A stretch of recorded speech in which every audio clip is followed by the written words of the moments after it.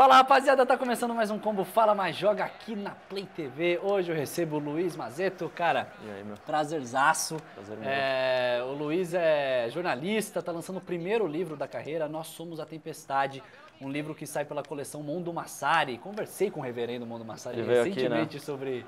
Na verdade, eu fui lá na casa dele, velho, falar Ah, é? sobre Porra. o novo lançamento dele e Malcolm. sobre a coleção. Que legal, hein, bicho? E é um livro de entrevistas, né, e que aproxima a gente de um gênero que é o metal alternativo. Esse negócio de falar de gênero é... O pessoal quer me matar um pouco, quando eu falo metal alternativo, mas... Eu fiquei pensando nisso, cara. O povo, que os fãs do metal estão dizendo sobre isso? Acho que hoje em dia o pessoal tá mais aberto, assim, mas veio bastante gente questionar isso, por que de ser metal alternativo, porque ninguém chama o metal desse jeito. Foi meio Sim. que uma coisa que eu cheguei nisso com o Massari mesmo. A gente conversando, para escolher o nome do livro, a gente definiu que tinha que ser metal alternativo mesmo, porque se fosse colocar metal underground, qualquer outra coisa, ia ficar meio confuso. Total. E são bandas, como a gente estava falando agora do Mastodon, que não dá pra falar que são tão tradicionais, né? Tem elementos muito diferentes. Pois é. Cara, eu gosto do termo metal alternativo, sim, viu, velho? Acho bacana. A gente tava conversando em off, porque incrivelmente eu vou ver shows do Mastodon, que é uma das bandas que estão no livro, né? Cara, é o primeiro livro que trata do tema no Brasil, com certeza, né? No Brasil e lá fora também. Lá fora também, Também. velho? Como é que foi chegar a esse tema e como é que você soube que era o primeiro livro, tá ligado? Eu fui para São Francisco em 2010 fazer uma viagem de férias e entrei em contato com umas bandas que estavam tocando lá, uma banda que era dos caras do Melvins, com os caras do Neuroses. Sim. E aí rolou de entrevistar eles pessoalmente. E a partir disso eu comecei a fazer entrevistas pro meu blog mesmo, não escrevia para nenhum veículo, eu sempre trabalhei escrevendo sobre outros temas. Sim. E aí começou a rolar, e tipo, uns 2 anos depois eu decidi fazer o livro. E comecei a entrevistar, sei lá, uma banda a cada um mês, uma banda a cada 2 meses, comecei a fazer muito contato nos Estados Unidos, com as assessorias. E o Facebook me ajudou muito. Viajando pra caramba, então, ou também muita coisa online? Não, tudo por Skype e Tudo telefone. Skype? É. Pô, que massa, velho. As viagens foram só por diversão mesmo, eu não fiz nenhuma entrevista pessoalmente, assim, pro livro. Só a primeira, que acabou nem entrando, no fim, eu tirei. É mesmo, velho? Pô, mas acabou viajando bastante pra curtir shows. Sim, eu vi show de todo mundo lá. lá, fui 2 anos seguidos pra ver um monte de show, até pra meio que entrar na cena também. E aí ano passado o Massari estava lançando o Mundo Massari, que era o primeiro livro dele pela Ideal. Exatamente, esse livro mesmo. É um puta livro legal, que ele Demais, fala. cara. E ele fala até de algumas bandas que estão no livro agora, ele fala, que ele escreveu pra Rolling Stone na época, ele fez resenha. E aí eu fui trocar ideia com ele, queria chamar ele pra fazer o prefácio do livro.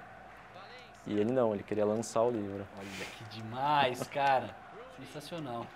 Luiz, você fazendo todas essas entrevistas, como que você consegue observar esse gênero na cabeça das bandas? Era um lance de tipo, todos eram considerados metal, só que eles não se consideravam, eles se consideravam outro tipo de metal mesmo? Outro tipo de gênero? Tem muitos desses caras que não se consideram metal. O próprio cara do Mastodon que eu entrevistei, ele é metal porque eles fazem turnê com Slayer, com Black Sabbath, com Metallica. Pois é. Mas, por exemplo, ele falou que ele odiava Iron Maiden e Judas Priest quando era moleque. Porque ele achava muito metal, muito lycra, muito cabelo anos 80, isso ele nunca curtiu. E as outras bandas, a maioria tenta não colocar metal no nome, assim, eles colocam outros termos. O próprio Melvins, que tem ligação com Nirvana, com outras bandas, eles preferem, na verdade, nem ter nenhum rótulo, assim. Eles preferem, sei lá, falar que eles fazem música pesada estranha, algo desse tipo, assim. Eu acho legal porque, velho, o alternativo também ele é tão abrangente, e daí, por exemplo, o Mastodon mesmo, a gente vai acabar falando muito do Mastodon. Que é uma banda mais conhecida. Exatamente. Cada disco é uma coisa, né, cara? Sim, eles são mais progressivos, meio 70 agora, ultimamente. Exatamente. Chega a ter umas referências até de um rock mais pop, talvez. Tem, eles estão mais abertos. No começo eles eram mais extremos mesmo, eles estavam em gravadoras de metal mais extremo. Eles tinham bandas de death metal, os caras da banda, antes eles eram bem mais focados nisso e foram se abrindo. Um dos guitarristas, não sei se você sabia, que ele teve um acidente nesses MTV Music Awards nos Estados Unidos. Teve uma briga que estava tendo na rua e um cara, acho que quebrou, tinha uma garrafa e ele teve uma hemorragia interna, alguma coisa assim. Você tá brincando, velho. E aí, a partir disso, que eles começaram a mudar o som, que ele começou a fazer os discos, ele fez o disco seguinte, o Crack the Sky. O Crack the Sky que é maravilhoso, progressivaço. né? Total progressivo. Ele falou que ele pegou, tipo, um violão e ficou se recuperando, escrevendo o disco em casa, assim. Bebendo o dia inteiro e escrevendo. Muito louco, cara. Pô, demais, cara, essas histórias de contato com esses caras. Além da música, além dessas entrevistas, que mais você se apoiou, cara, nessa pesquisa? Sites, revistas? Tem uma revista americana que é muito boa, que é a Decibel, que acho que é a maior ou a segunda maior lá. E eles dão bastante espaço, desde o começo pro Mastodon, pro Neuroses, essas bandas que são mais tipo irmãs, assim, mais alternativas. E também eu fui atrás dos próprios jornalistas, assim, os caras dessas revistas. Eu entrevistei eles pro livro. E tem 2 documentários bem legais que estão no livro também, que são os únicos documentários sobre isso. Quais são os documentários, cara? Um chama Blood, Sweat and Vinyl, que é Sangue, Suor e Vinil, que passou aqui no Brasil em 2011 num festival, acho que era no Indie Festival, que vai rolar agora de novo. E que conta a história do Neuroses, do Eyes, das gravadoras deles. E um outro que chama Such Hawks, Such Sounds, que é mais sobre o Stoner. Mostra o Kyles, que é a banda que era do Josh Homme, do Queens of the Stone Age. Mostra todas essas bandas meio uma pegada meio 70, meio Black Sabbath, assim, que também estão no livro. No livro tem o Down também, que é a banda do Phil Anselmo, que já tocou no Brasil algumas vezes, que está no documentário também. Mas material, mesmo livro, não existia. Foi aí que eu me toquei que não tinha nenhum livro sobre isso mesmo. Pô, muito legal, cara. E desde essa ideia da concepção do livro até você tê-lo em mãos, quanto tempo isso daí durou, Luiz? Cara, essa angústia. Eu tive a ideia, nasceu o embrião em 2012. E eu fui falar com o Massari ano passado, mas vamos dizer assim, que desde que o livro, que eu falei com o Massari, vamos lançar, vamos pelo menos ver se rola lançar, foram acho que uns 8, 9 meses, até que não demorou tanto. Assim, a produção, eu já tinha muita entrevista quando eu fui falar com o Massari, eu já tinha acho que, sei lá, 80% do livro pronto já. Pô, cara, e o Massari provavelmente é uma referência pra você, né? Não, total, sempre foi. Foi um dos caras que me fez querer fazer jornalismo, ele, o Gastão, o Barcinski. Rapaziada da MTV. Exatamente. E como é que foi pra você esse momento dele falar, não, faz esse livro aí, Não, eu vou lançar esse livro. Ele se empolgou na hora, ele me mandou um e-mail, assim, Mas mesmo. você já tinha um contato, assim, era Não, um cara... conheci ele no dia, falei com ele, legal. total, assim, de surpresa, fiquei meio abismado, né, no dia. Porra, eu sabia que ele curtia essas bandas, né? Sim. Mas não que ele curtisse tanto a ponto de querer lançar o livro mesmo. Pô, muito louco. E ele curte mesmo no livro ele fala que ele não poderia ter escrito esse livro, né, cara? Não, mas Isso que é muito legal. ele é modesto, ele é modesto. Ele poderia sim, né? Com certeza. Tanto que ele participa do livro com uma entrevista inédita que ele tinha feito em 2011. É verdade, com quem que é a entrevista mesmo, cara? Com um cara que chama Josh Graham, que ele é um artista visual, que ele trabalha com Soundgarden hoje em dia, com vários artistas. Ele também toca. Mas ele é conhecido mais por ser artista visual também. Ele toca com o Storm of Light, né? Pode crer. Tocou com Neuroses também. E ele trabalha bastante com Soundgarden. Hoje em dia ele fez a capa, dirigiu o clipe do Soundgarden. Ele tá trabalhando bastante com eles. Que massa, cara. Então rolou uma homenagem aí ao Massari também, né? Foi muito louco. Quando eu vi o livro pronto, que eu me toquei que se não fosse São Francisco, o livro não teria rolado, assim. Porque o Massari viu o primeiro show dele, dessas bandas, em São Francisco. São Francisco, em 93.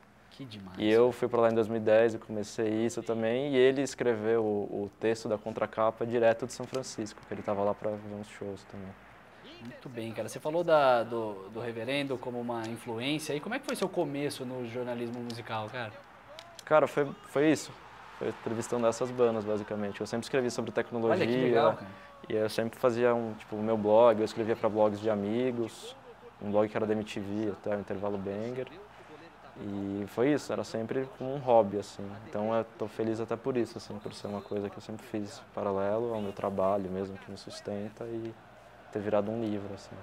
Pô, muito legal, cara. E como é que foi essa missão? Porque, pô, ser crítico musical no Brasil, falar também de um gênero... que pouca gente conhece. Pouca gente conhece, que não passa por aqui, né, cara?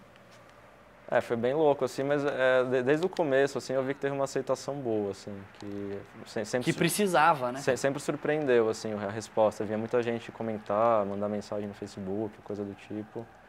E agora, com o livro, eu tô vendo bem isso, assim, que tem mais gente ainda do que eu esperava, assim, muita gente veio me adicionar, gente, sei lá, veio um cara de Portugal até, tipo, o livro tá tendo uma repercussão legal por esse lado, assim, meio que acordar que tem, tipo, uma comunidade de gente que curte esse tipo de som que tá meio escondida na internet, assim. Pode crer, cara. Eu vejo um problema que talvez aqui não tenha uma casa de show média ou pequena que Pra consiga fazer esse tipo de show. Eu vejo muito show rolando no Carioca Club, por exemplo, que é legal. Sim, rola muito lá. Mas que é esquisito, né, cara? Aquela coisa porque da banda toca à tarde e os caras limpam pra ter show de pagode, velho. É um negócio muito doido, né? Sábado eu fui lá, tá num show do Napalm Death, Hate Breed, e logo depois ia ter um pagode lá. Então, é um negócio esquisitíssimo e fica só essa opção. Não sei se tu devia ter tem mais. um inferno, né? Mas também não rola tanta coisa. Mas falta espaço, mas em São Francisco, por exemplo, tem umas 5 ou 6 casas de show pequenas que você paga $10 pra ver show legal. Pois é, exatamente. Cara, sobre a edição, deixa eu aproveitar e vou mostrar. Cadê? Tá aqui? Vai daqui mesmo? Olha lá. Tá aqui o livrão. Nós somos a Tempestade. Pô, bonito pra caramba toda a edição, né, na verdade. E, cara, quem que teve a ideia da arte, né? Você participou, o Massari participou. Eu dei umas referências visuais de capa de disco, cartaz de show. A gente teve uma ideia de fazer a capa como se fosse um cartaz de show, que até confundiu muita gente na internet. Muita gente achou que era um festival, a galera meio Os caras viram e falaram, meu Deus do assim. céu, ferrou. Vou ter que juntar dinheiro pra esse festival. E daí também dentro do livro, no começo de cada capítulo, tem um cartaz de um show de uma das bandas que está naquele capítulo. Muito massa. Como é que você conseguiu isso? Cartazes, eu entrei em contato, alguns caras eu conheci em festivais lá fora, outros eu fui pela internet mesmo, falei sobre o livro, pedi autorização e eles liberaram todo mundo na boa, assim, de graça. Tem um cara da Espanha, tem cara dos Estados Unidos, tem cara de vários lugares do mundo, assim, que cederam os cartazes. Liberaram o arquivo mesmo? Liberaram um arquivo de 30 MB, assim, tipo, bruto mesmo. Nossa, arquivo. Pra fazer o que quisesse, assim. Animal. Bom, o jogo acabou aqui, eu venci. Tô na pegada. Mas o papo tá tão interessante que eu prestei atenção um pouco no jogo hoje. Eu vou fazer um rápido intervalo, já volto com o Luiz pra falar mais sobre metal alternativo. Fica aí.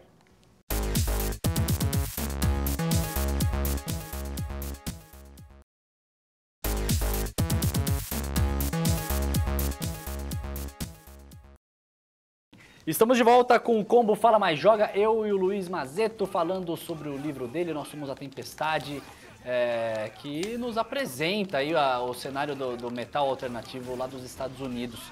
É difícil entender o começo do tal do metal alternativo, Luiz? Esse né? foi o maior desafio, que eu tive que entrevistar uns jornalistas até para meio que chegar num consenso, assim. Porque como é uma cena que não é uma cena, tipo, não é o grunge, não é... Total. Não é o thrash metal, não é um negócio tão focado em uma cidade ou em uma região do país ou do mundo. Então foi meio difícil assim, achar como é que começou, quais os primeiros discos que influenciaram os caras dessas bandas.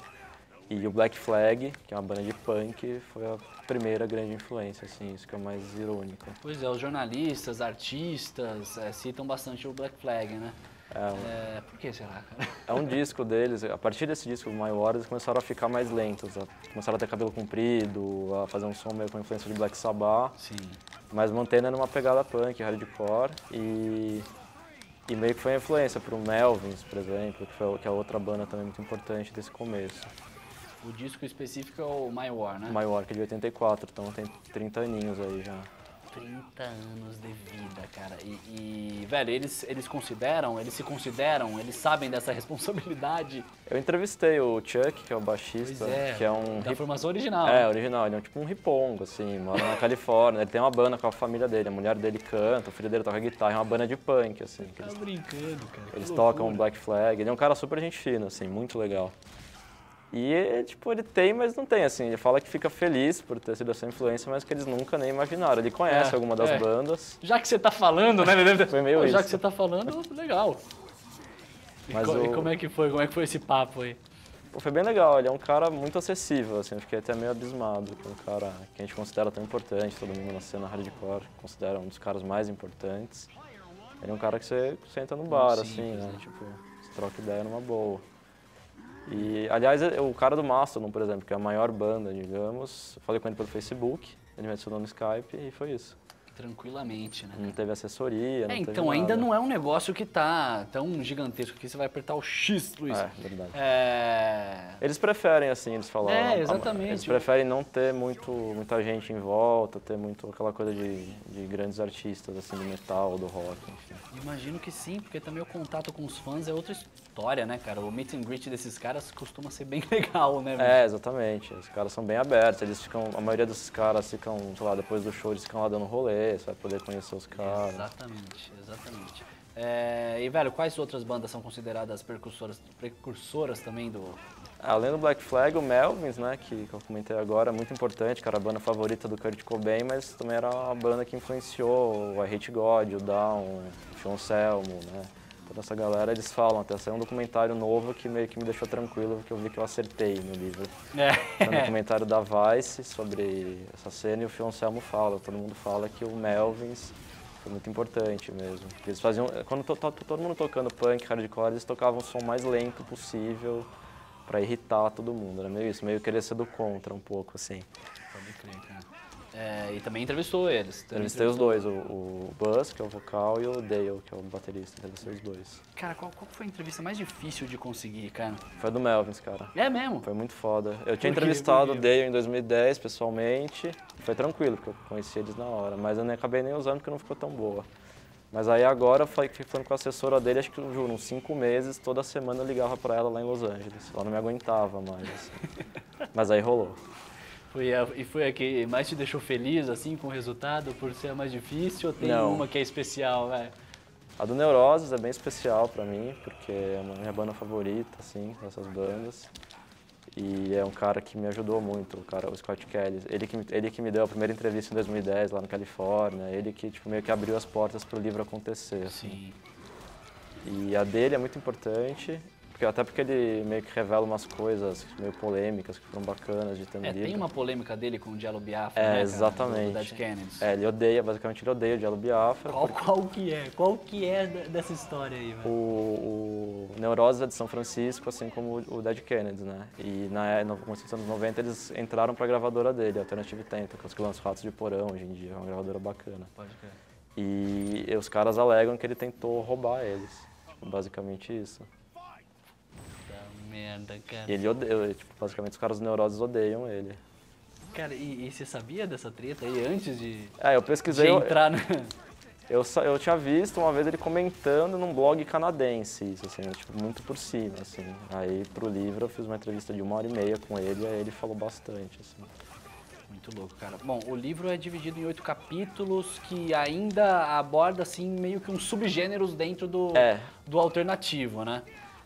Como é que foi feita essa divisão? Tem algumas que foram mais fáceis, por exemplo, sei lá, um gênero que eu coloquei como precursores, foram esses três, essas três bandas, essa foi fácil. O de hardcore, por exemplo, eu coloquei as bandas que eram mais ligadas mesmo, que surgiram na mesma época, tipo Converge, o Dillinger Escape Plan, que é uma outra banda meio conhecida, e o Bot. A do Mastodon também, eu peguei as bandas da região ali de Atlanta, que é o Kailesa, o Mastodon e o Barones. Algumas dessas bandas surgiram juntas, ou são da mesma cidade, ou mesmo estado, aí facilitou, mas tem algumas que eu meio que tive que inventar coisa. Por exemplo, o Corrosion of Conformity não tem nada a ver com o Cave-In, que é uma banda de Boston. Tipo, teoricamente, eles não surgiram na mesma época, o Cave-In é de 95, o Corrosion de 82, mais ou menos. Então você meio que criava ligações, porque todas essas bandas têm ligações, né? Então você tinha que procurar pontos em comum, assim, também. Mas na maior parte foi fácil, que era meio que uma coisa mais óbvia, assim. Ou por localização, ou por você fazer o mesmo tipo de som. Então não foi tão difícil. O mais difícil foi conseguir, tipo, conseguir as bandas para cada capítulo, assim, que eu fiz uma lista, tipo, quero essas bandas. Depois tem que escolher as bandas. No fim eu acabei conseguindo todo mundo que eu queria, assim, eu não fiquei triste, assim, digamos, por não conseguir ninguém. Realizei o sonho da casa própria de conseguir o Melvins, que era o mais importante. Se eu não rolasse o Melvins, eu não ia... Talvez você nem lançaria o livro. Eu falei pro Massari, falei, porra, sem o Melvins é foda. Demais, cara. E ainda no final tem uma lista dos 50 discos que são indispensáveis, essenciais para descobrir o metal uma lista para arrumar briga, basicamente. Né? Já veio uma lista totalmente pessoal, então. Eu falei pro Massari, ele, não, faz que é legal, e eu fiz, e já veio até a gente reclamar, né? Como Pô, é lógico. Também isso é ótimo, gera uma polêmicazinha e você vai, veja, leia o livro, dá uma olhada na lista e faça a sua lista também, também, né, cara? manda pra mim, pode mandar lá. Mas reclamaram do quê, cara? Porque faltou gente? Que falta gente. Geralmente é porque Os falta. discos assim. escolhidos. Isso também, isso muito. Mas tal banda, o disco X é melhor. Sempre coisa desse tipo. Mas é muito pessoal isso, né? Então não tem muito... Do Mastodon você colocou qual? Porque Leviatã. Pô, mas isso é demais, é muito bom, realmente. O disco Eu colocaria o Crack the Sky, mas... que marcou mais. Me marcou mais. E existem bandas que bebem dessa fonte aqui no Brasil, cara. E outra coisa, eu tava lendo a parte do Mastodon mesmo.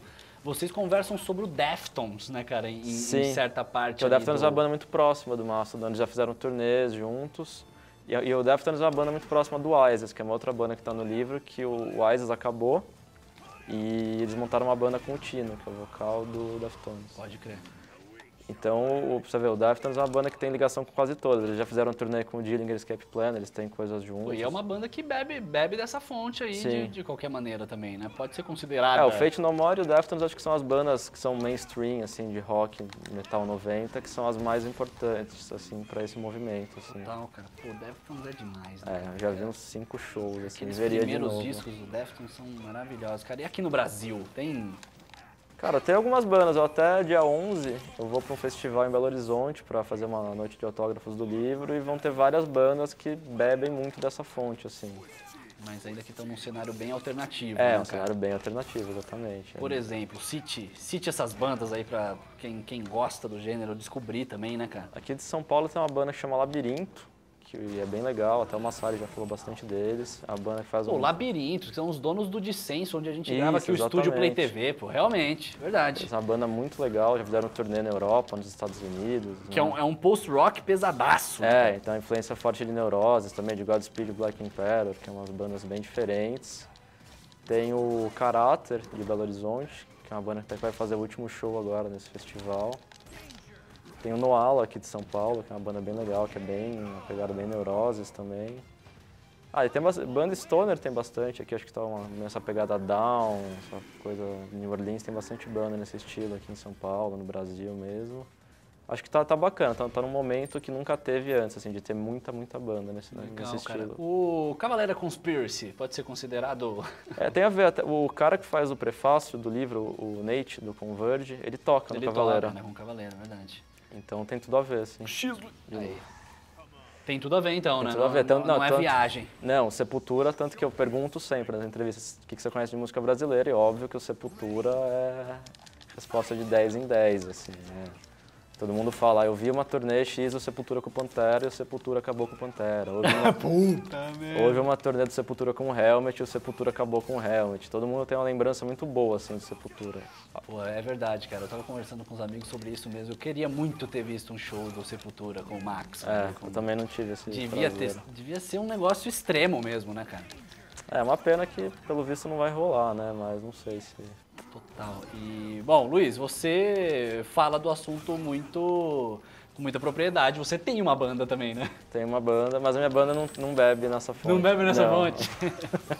Qual que é o estilo da banda? Como é que é o nome da banda, velho? Chama Meant to Suffer, é uma banda que é mais na pegada, tipo, na Palm Death, Sepultura Antigo, Ratos de Porão. Não é tão alternativa, assim. E você, o quê? Toca guitarra. Toca guitarra. Animal. Pô, Luiz, felizmente já chegamos no fim do Como Fala Mais Joga.